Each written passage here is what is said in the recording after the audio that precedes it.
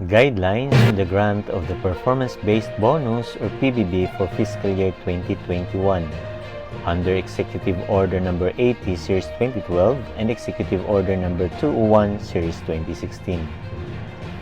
To be eligible for fiscal year 2021 PBB, employees belonging to the first, second, and third levels should receive a rating of at least very satisfactory based on the agency's Civil Service Commission's approved Strategic Performance Management System or SPMS requirements prescribed by the SIS Board.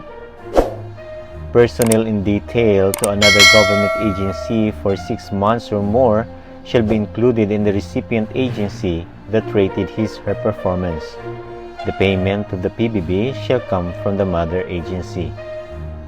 Personnel who transferred from one government agency to another agency shall be included by the agency where he or she served the longest.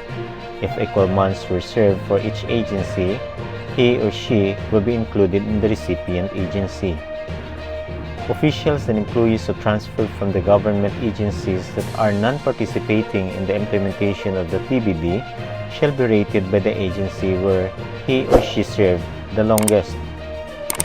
The official employee shall be eligible for the grant of the PBB on a pro-rata basis corresponding to the actual length of service to the participating implementing agency.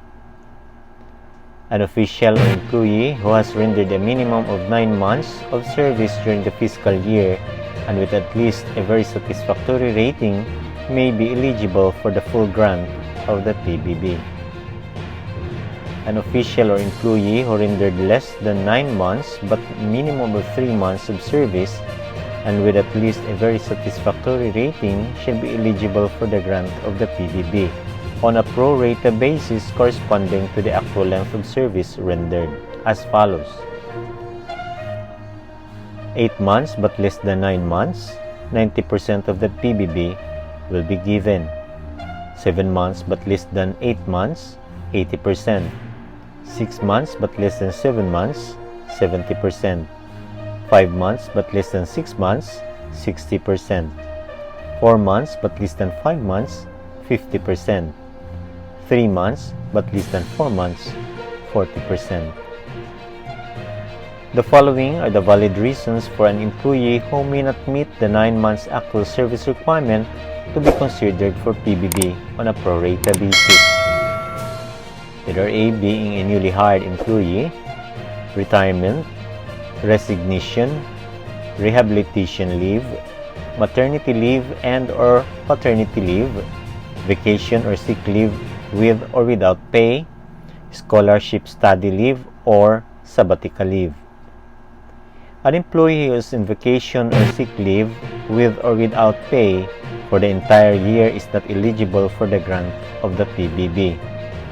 Personnel found guilty of administrative and or criminal cases by final and executory judgment in fiscal year 2021 shall not be entitled to the PBB. If the penalty meted out is only a reprimand, such penalty shall not cause the disqualification to the PBB. Officials and employees who failed to submit the 2020 SAL-in as prescribed in the rules provided under Civil Service Commission Memorandum Circular Number 3, Series 2015, or those who are responsible for the non-compliance with establishment and conduct of the review and compliance procedures of SAL-in shall not be entitled to the fiscal year 2021 PBB. Officials and employees who failed to liquidate all cash advances received in fiscal year 2021 within the reglementary period as prescribed in COA Circular 97-002 dated February 10, 1997 and reiterated in COA Circular 2009-002 dated May 18, 2009 shall not be entitled for the fiscal year 2021 PBB. For more informative content like this, please don't forget to subscribe and hit the bell button.